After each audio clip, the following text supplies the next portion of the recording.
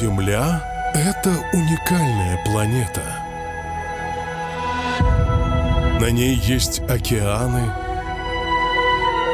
горы, пустыни, леса и города, полные чудес.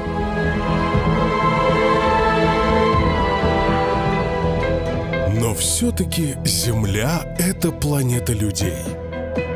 Они – главное сокровище нашей планеты.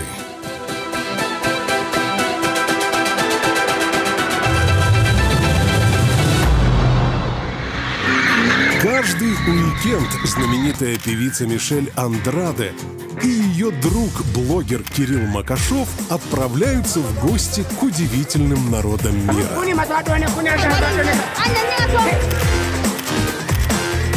Один будет знакомиться с местными, имея всего $100 на 2 дня.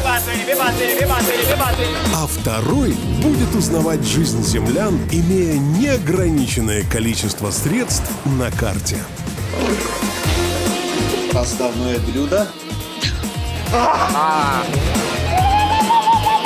Ага.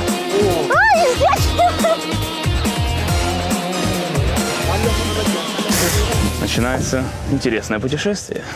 Посмотрим. Давай к нам, еще шажочек. Не бойся, мы твои новые богатые ведущие.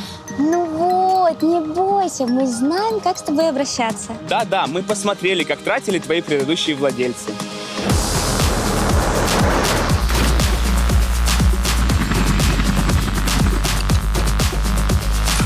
И мы обещаем использовать твои премиальные возможности еще лучше.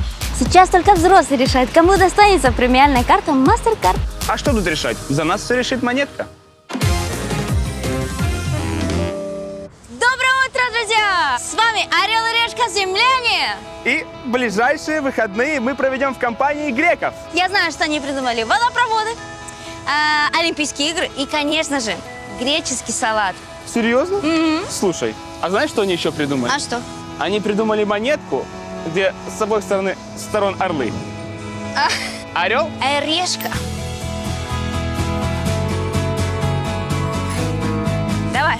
Ты готова? Я всегда... А что это? Да, я готова.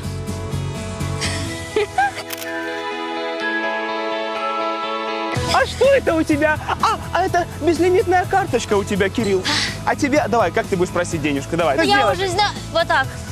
Давай, оп. И попроси. Да, пожалуйста, тебе. Все, отправляйся. До свидания. Та-та-ра-та-та-та-та. Греки – это земляне, которые придумали всю нашу европейскую цивилизацию. Они изобрели демократию и университеты, отопление и душ, термометры и будильник. Древние греки живут в каждом из нас, в наших именах. Саша, Сережа, Галя, Дима, Юля, Тарас, Ира или Кирилл – это все греческие имена. Греки живут в нашей речи, в сотнях слов и терминов, которые мы говорим каждый день. Но стоп! Это все о древних греках. Сегодня же давайте знакомиться с современными греками.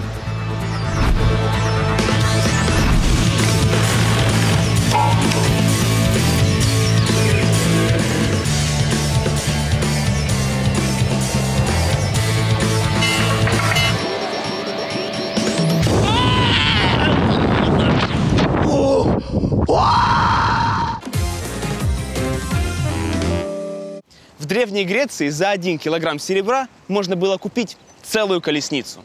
Ну а что до современной Греции? 5 грамм безлимитной карты и Porsche Panamera за 150 штук баксов. Мой!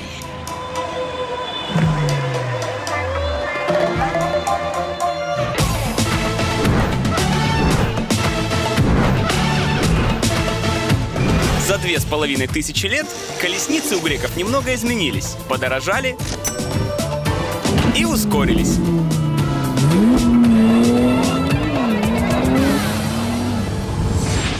Добраться до главного города греков Афин можно хоть на такси, хоть на автобусе.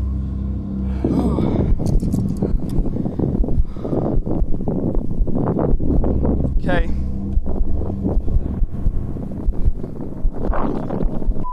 Не страшно. Просто жесть. 5, 4, 3, 2, 1, go! Wait! I'm gonna have my own count now, okay? All right. 3. На что я подписался? Try one more time, okay? 5, 4, 3, 2, 1, go, man, go!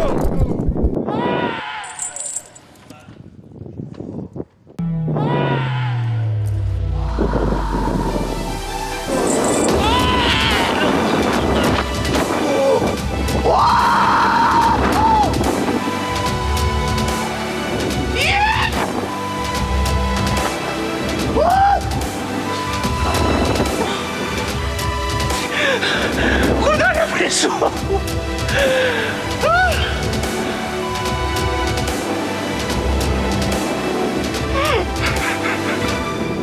За что мне это все?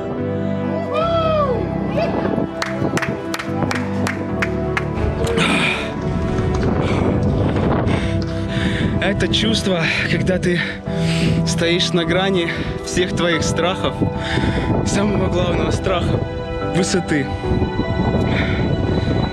И когда ты отпускаешь это все, летишь вниз, ты понимаешь, что вот это самый прекрасный момент в твоей жизни. Кирюха философ, конечно. Поднимай! Окей! Место для прыжка фантастически красивое, но в этот момент о красоте думаешь меньше всего.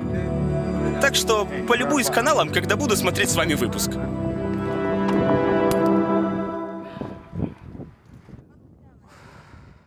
Приходи, говорили они, будет весело, говорили они. Ой, ну за такие эмоции никаких денег не жалко. Thank you.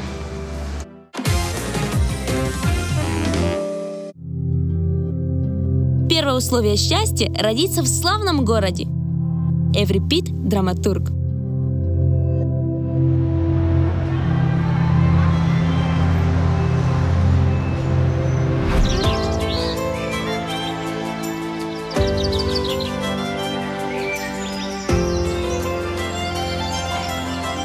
Красота.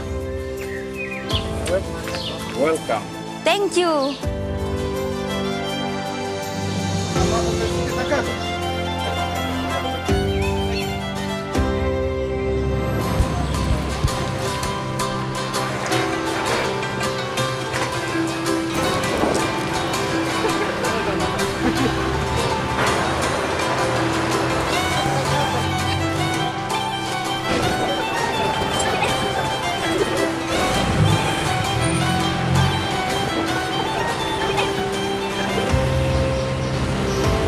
Первыми греками, с которыми я познакомлюсь, будут самые красивые греки в мире. Вот они, солдаты почетного караула Эвзоны. И это не шутка. В отряд Эвзонов действительно отбирают только самых красивых и высоких греков. О, смотри!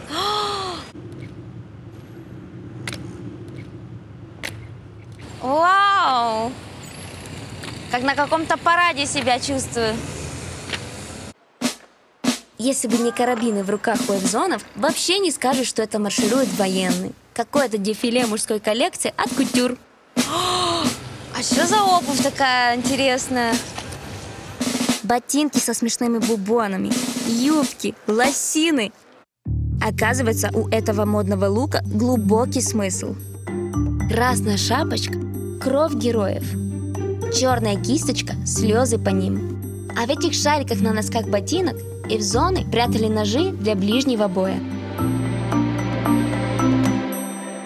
В каждый ботинок эвзонов вбито 40 гвоздей, и весит он 1,5 килограмма.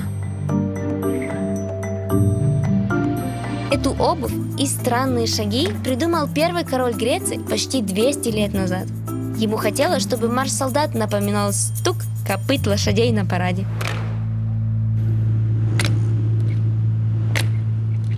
Вау!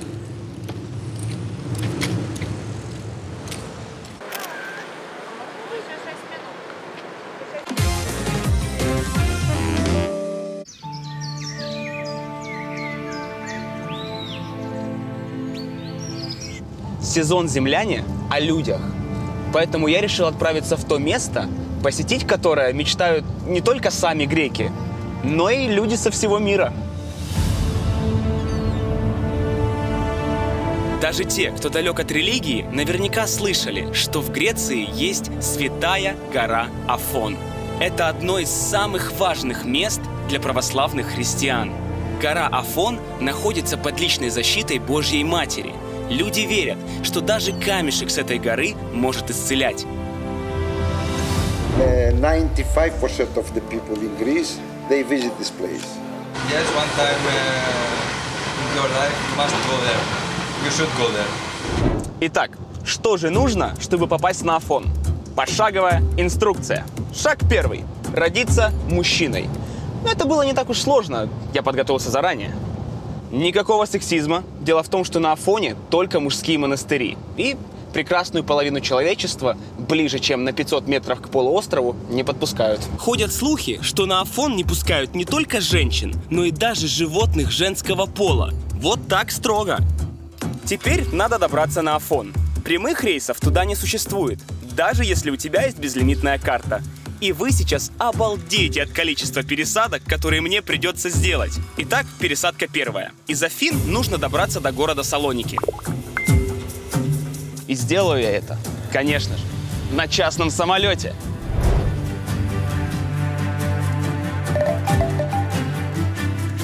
У нас как принято? Есть деньги, тратим красиво. А я добавлю, еще и удобно. Ведь моя премиальная карта MasterCard отлично справляется еще и с этой функцией. Оплаты всегда надежные и быстрые в любой точке мира. Поэтому трачу с удовольствием и получаю больше.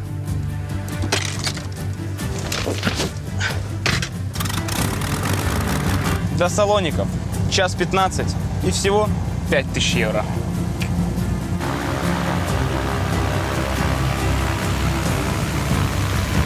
Пересадка номер 2. Из Салоник нужно добраться до городка Уранополис.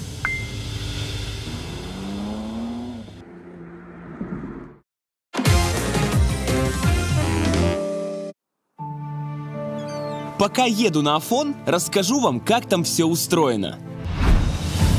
Гора Афон находится на длинном узком полуострове на востоке Греции.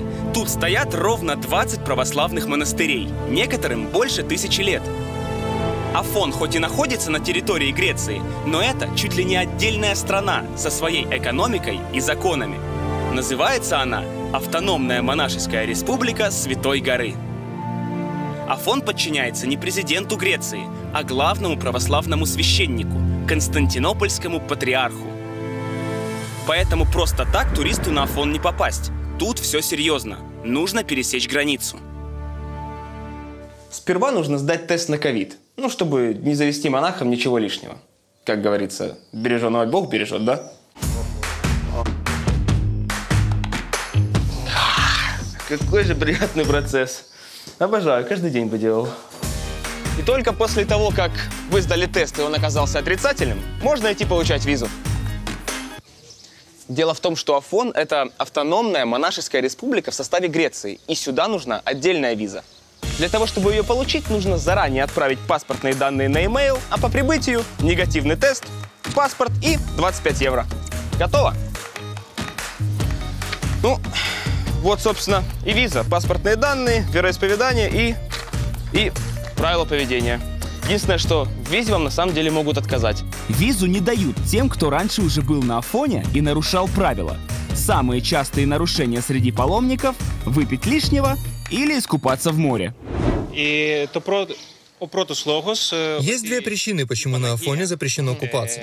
Первое и главное — прямое указание Богородицы, когда она основала это святое место. Вторая причина — если ты приехал помолиться, приложиться к святыням, и при этом будешь купаться и загорать, это превращается уже не в святую гору, а в пляжный отдых. Окей. Спасибо, дружище, за информацию. Пожалуйста. Хорошего паломничества. И тебе того же, да. Понятно, не пьем, не купаемся. Чего я плавки свои брал, а? Can I have a bill, please?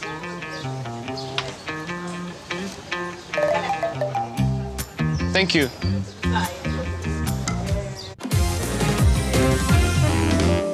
Мы нашей отвагой заставили все моря и все земли стать для нас доступными. Перикл – основатель афинской демократии. Со времен Одиссея и аргонавтов греки считались лучшими в мире мореплавателями.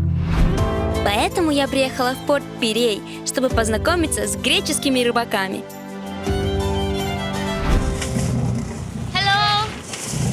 А что вы делаете? Иду на рыбалку. А можно с вами? Давай, но в такой одежде тебе будет неудобно. Ага, А у меня есть другая одежда. Ну, давай попробуем. Let's try? Серьезно? Вот это я, конечно, люблю экспериментировать, и мое любопытство доводит меня вот до такого.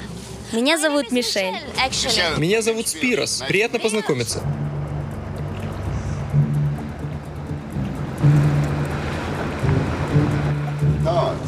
Я занимаюсь рыбалкой уже 40 лет. 40 years. Этот бизнес мне достался от отца. Расскажите мне про обычный день рыбака. Есть проблема со временем для семьи, для детей. Например, вчера я работал 18 часов. Ты уходишь на рыбалку и не знаешь, когда вернешься. День, 2, 3. Вы уезжаете на 3 дня?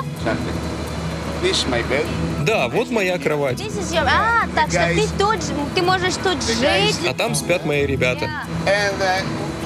И готовим мы рыбу. Все очень просто. Эта работа позволяет заработать на жизнь? Да, иногда я смотрю на других и вижу, как им не хватает денег на все необходимое. Но я в порядке.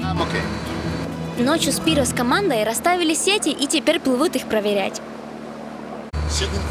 Ну все, теперь ты капитан. Только аккуратно, там лодки, следи за всем. Я не вижу ничего. У меня минус на 2 глазах. Я ничего не вижу. Ой-ой. После получения афонской визы третья пересадка. Бюджетные туристы могут заплатить 8 евро, сесть на паром и добраться до полуострова за 2 часа. Те, кто побогаче, за 12 евро и 1 час. Ну а премиальные туристы, как я, на личном скоростном катере за 20 минут и 150 евро. В одну сторону. Эх, богатая жизнь! У!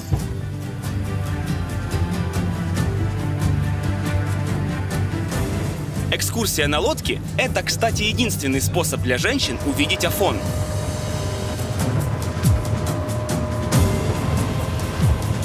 Вот эта горная гряда и отделяет Афон от всей остальной Греции. Поэтому добраться до полуострова можно только по морю.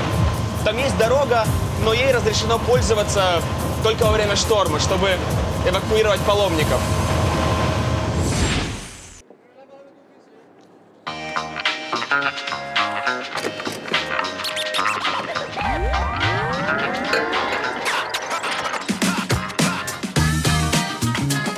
Пока сети стоят в море, на них успевают нарасти ракушки. И сначала их нужно сбить.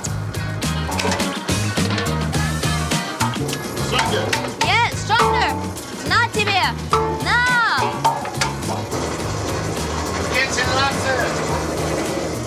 Да ладно, краб! Вау-вау! А вы видели вот такого вот рыбу? Вот такого размера! Это рыбакам попалась рыба-скорпен с ядовитыми шипами. Но ее тоже едят. Представляете? Едить, колотить! С чего? Аккуратно. Ладно. Это моя самая любимая, я знаю, мантарая называют. Как, скатерть, да? Скатерть, да? Я знаю на испанском, как будет. Это моя любимая рыбка, боже мой. А ее можно обратно? Не надо ее сюда. Can I touch there? Can I touch? Можно? Да ладно.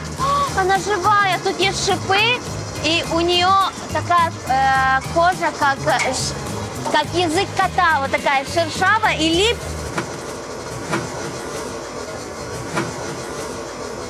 Ты чего, чувак? Их двое? Why you don't put in the water? Нет.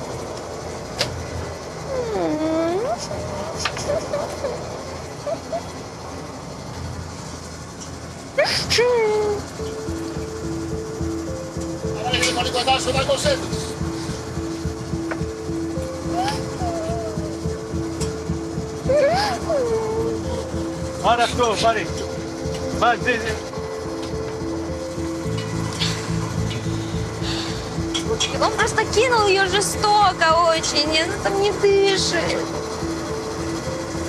Просто тупо кинули, как мешок картошки, и все.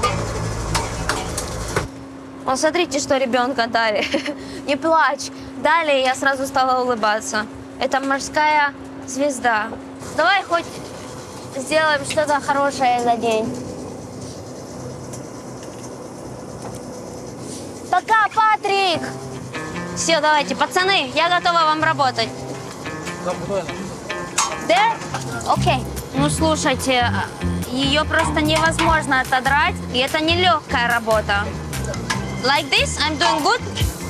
Yes? Ой, а что брызгается? Водичка, смотри.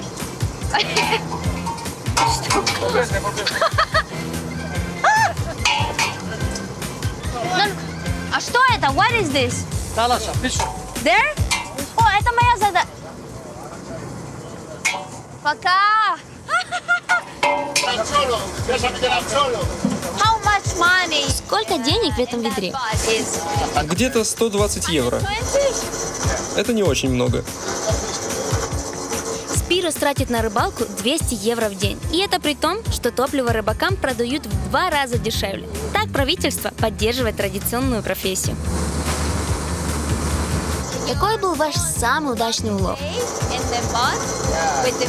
100 килограммов лобстеров за одну ночь. А сколько это денег? 4000 евро.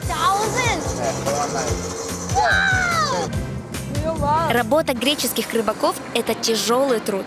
Улов нужно поскорее заморозить и продать на рынок. А потом еще несколько часов чинить порванные сети, потому что новые стоят 7000 евро. Вот и вся морская романтика. Прибыл в порт Дафни, и вы не поверите, теперь мне снова нужно с катера пересесть на машину. Hello, hello. Это 4-я, последняя пересадка. Теперь можно ехать знакомиться с монахами. Let's go, my friend.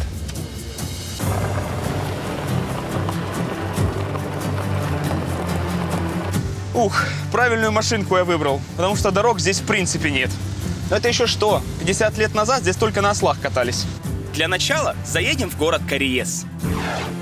Кариес – это столица одной из самых необычных стран в мире – монашеской республики. Это как вообще? Пойдем смотреть.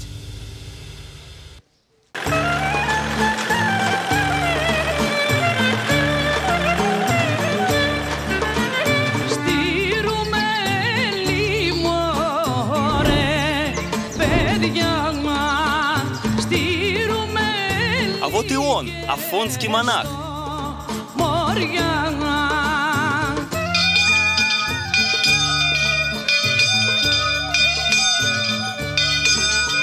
Все монахи выглядят очень колоритно, в длинных черных рясах и с густыми бородами. И вокруг действительно ни одной женщины. Да, помните, я говорил, что на Афон не пускают даже самочек животных? Так вот, это неправда. Я лично видел трехцветную кошку. Монахи их держат, потому что кошки отлично ловят змей. В остальном, в монашеской республике все как и в любой другой. Есть пожарная служба, полиция, почта, связь и даже свой парламент. Только тут заседают не депутаты, а монахи. По одному от каждого монастыря.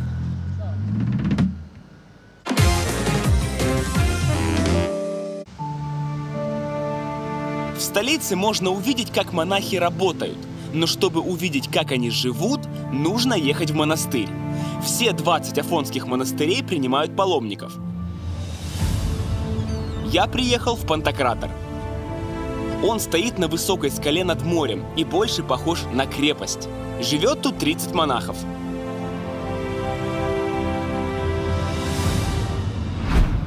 Добрый день, меня зовут Кирилл. Добрый день, Кирилл. Добро пожаловать в монастырь Пантократор. Как я могу вас называть? Я не мог не спросить отца Виссариона, что же делают афонские монахи. Основная миссия монаха – заботиться о душе, не только своей, но и обо всех душах на земле. Монах полностью посвящает себя молитвам. Обычный день монаха делится на 3 части.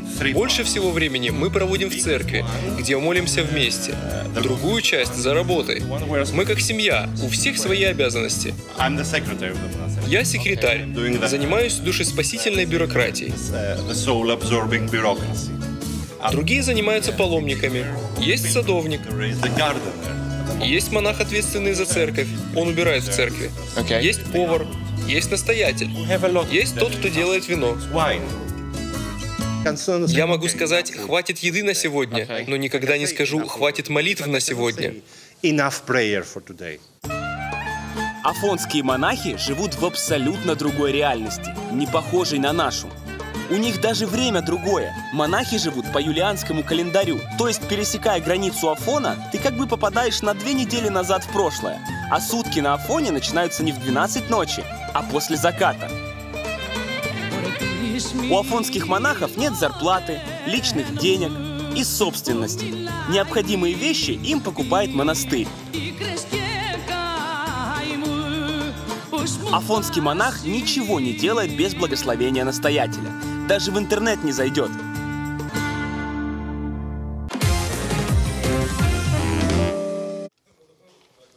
За год Афон посещает огромное количество человек. И каждому из них монастырь гарантирует ночлег хотя бы на 1 ночь. Бесплатно.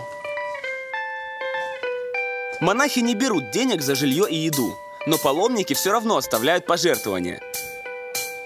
Конечно, никакого ресепшена здесь нет.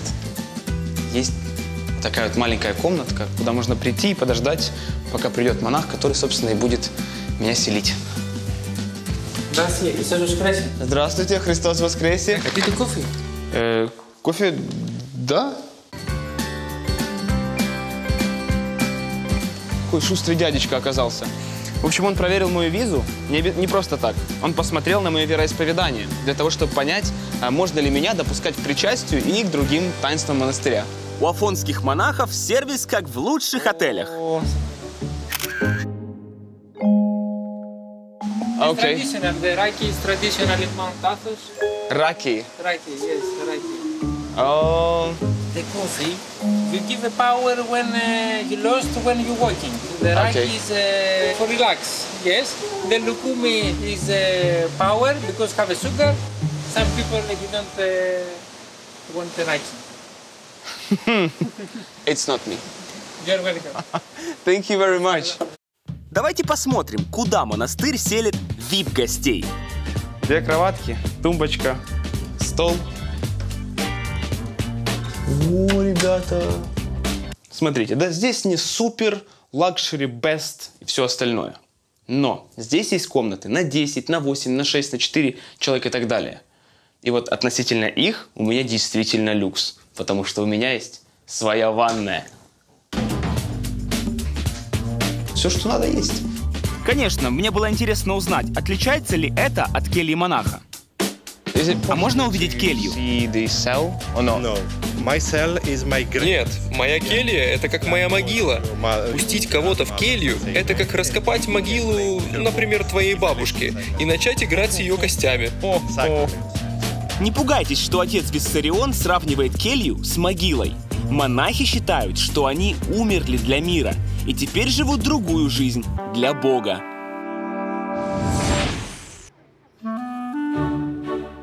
А у меня с жильем какая-то беда.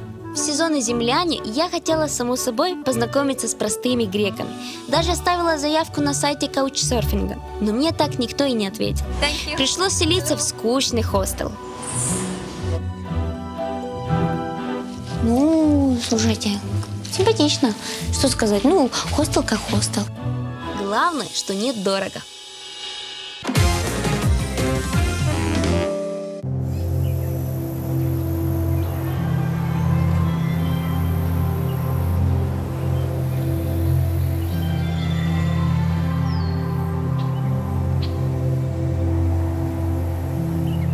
Вот я здесь пробыл всего 1 день и уже чувствую, насколько здесь мощная энергетика. Я понимаю, что это не монастырские стены, это люди. Люди сделали это место таким. Ладно, завтра в 6 часов на литургию. Не проспать бы. Доброй ночи, земляне.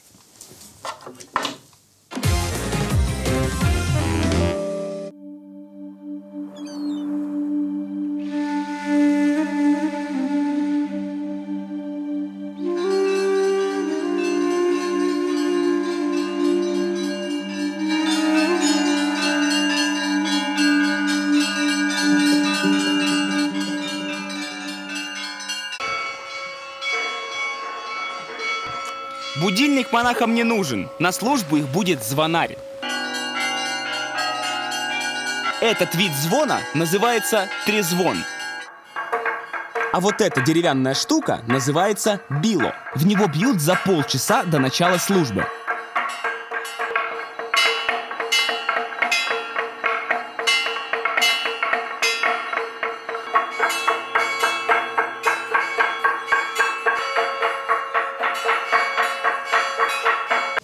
Вообще, простому смертному не дают просто вот так постучать.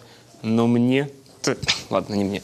Просто сегодня не нужно было выстукивать определенный ритм, а просто вот создавать шум. Потому как сегодня не просто литургия, а праздник.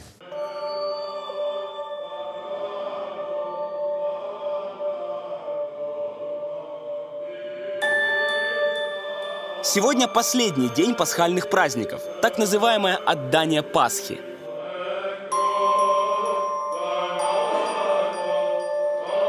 Во время литургии для афонского монаха все происходящее наполнено символами, и на службу он смотрит как будто в очках с дополненной реальностью. Там, где обычный человек видит свечу, монах видит свет Христа, пришедший в наш мир. Там, где люди видят просто движение с кадилом, монах видит, как вместе с дымом ладана распространяется Святой Дух.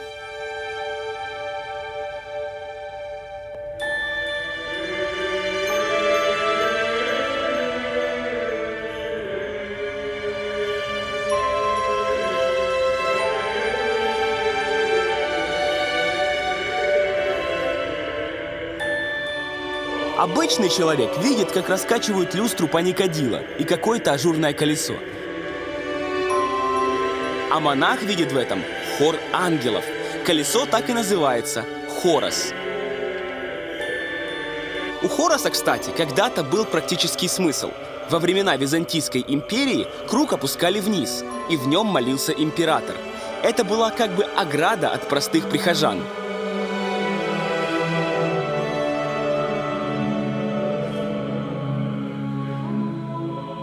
Самая святая часть литургии – причастие.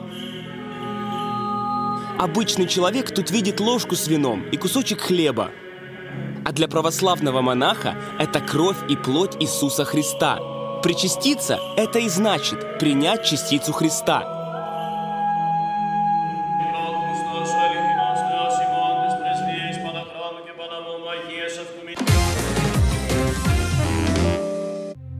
Так целый день напролет до зашествия солнца в веселье все пировали. Гомер, поэт Илиада.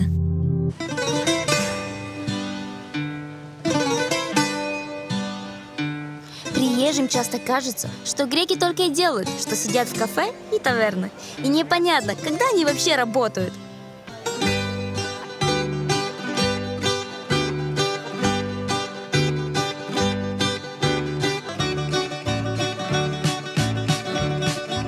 Неужели греческая кухня такая вкусная, что люди не могут встать из-за стола? Надо самой попробовать. Заодно выясним момент, который меня давно интересует. Едят ли греки греческий салат? Сейчас вы увидите эксклюзивные кадры. Такого вам больше никто не покажет. Трапезу афонских монахов.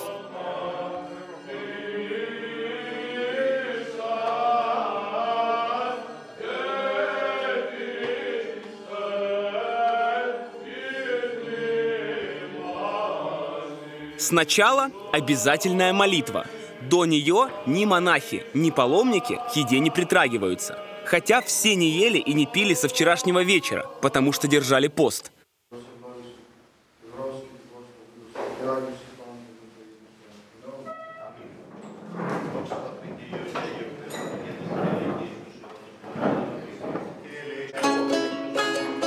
Монашеская еда выглядит вполне съедобно. Маринованные кабачки, оливки, а главное блюдо – рыба в кляре с тушеными баклажанами.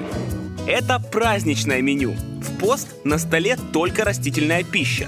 Мясо монахам нельзя есть от слова совсем.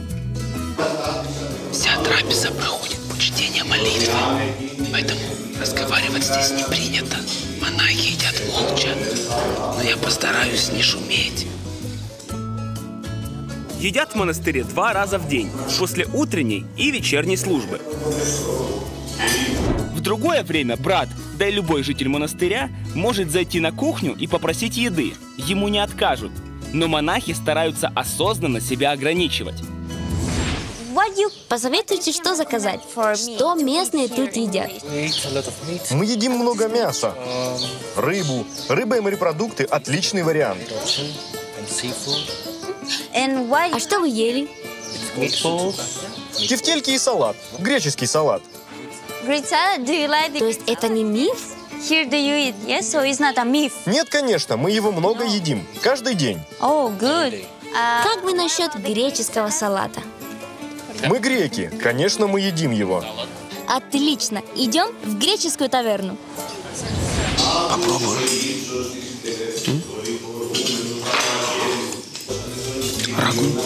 Рагу из баклажанов, лука и капусты, по-моему. Но повар у них не очень, мне кажется. Такой вкус немного кисловатый всего этого.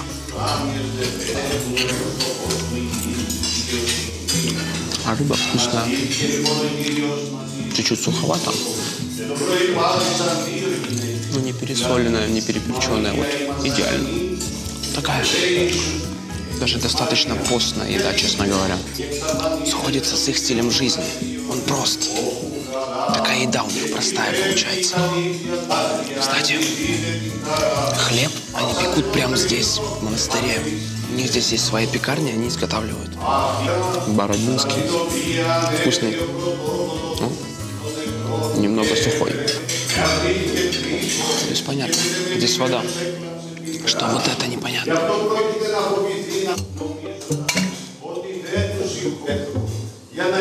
Это вино. С утреца. Вино. Вином причащаются, поэтому оно всегда есть в монастыре. Но на столе бывает только по праздникам.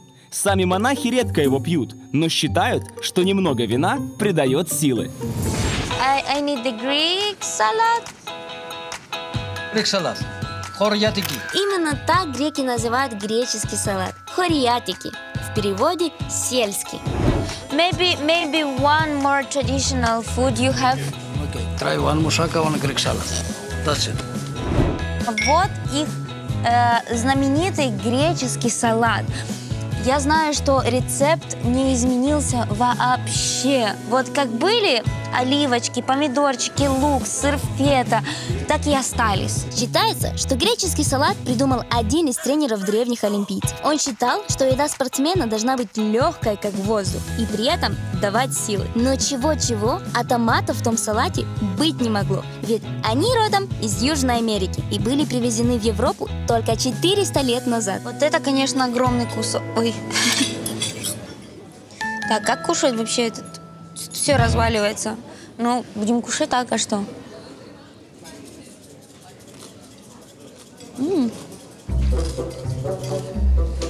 Единственное отличие, которое есть, это то, что сыр фета подается большим куском, а не маленьким, как у нас. Вот, это все. А так все остальное. Греческий салат, как и греческий салат. Вкусно. Теперь попробуем мусаку. Во, оно прям так режется, мягкое. Единственное, что отличает ее от итальянской лазаньи, это то, что тут есть синие кабачки. И она тепленькая еще. Вам все нравится? О, да. Скажите, как долго вы обычно едите? Греки едят 2 часа. Мы начинаем общаться, едим, затем выпиваем, потом еще заказываем, еще бокал вина. Да, где-то 2 часа. 2 часа? Да, 2 часа. Может и 3. Это долго. Мы от этого получаем удовольствие. Греки не любят принимать пищу в одиночку. Наедине с собой могут разве что выпить стаканчик холодного кофе фраппе. Еда – это только повод для многочасового общения. Поэтому у греков обеденный перерыв длится аж 3 часа. А после работы до темна посиделки в кафе.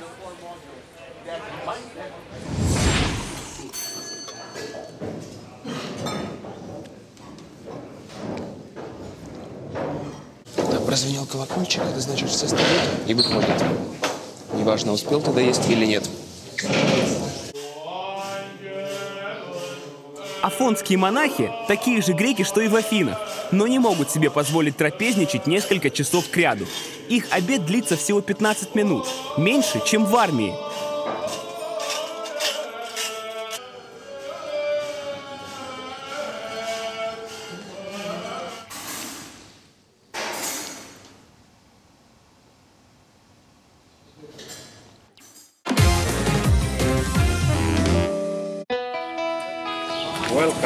Thank you.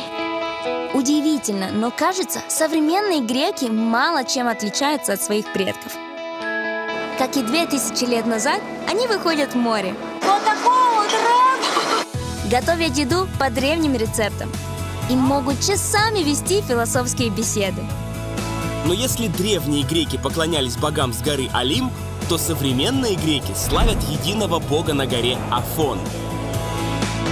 А еще современные греки уже не столь воинственные, как Одиссей или Ахиллес. Но в их жизни все еще найдется место для подвига. Ну что, я подписался. Скелет! Обожаю, каждый день бы делал. О, это моя задача. На тебе! На! Пока, Патрик! Приходи! Говорили они, будет весело. Говорили они.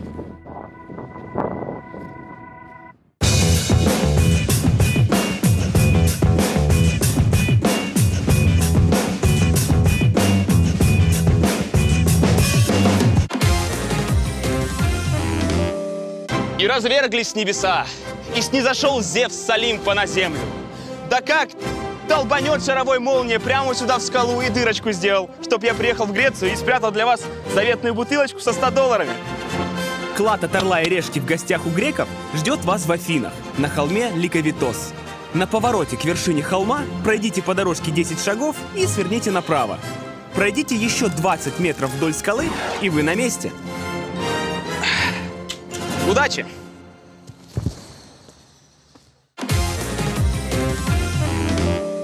Сколько ты еще будешь со мной? Ты классная, но, блин, тяжело с тобой. Мне плечо болит. Мишаня, здорово! О, привет! О, привет, Мишель. Привет! Да. как дела? Ну, здорово у меня все. Греки прям удивительные люди. А я еще из-за них чуть не обделался. В смысле? Они меня с моста прям так. А, так я всегда знала, что ты слабый спартанский мальчик. Ой-ой-ой, зато я с банджи прыгал, а ты нет. С банджи? Да. Как это? Это же моя мечта.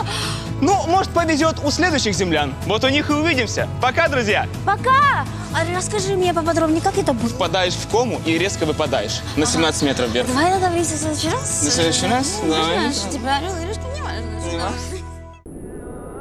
Орел и решка приглашает всех желающих покорить Килиманджаро.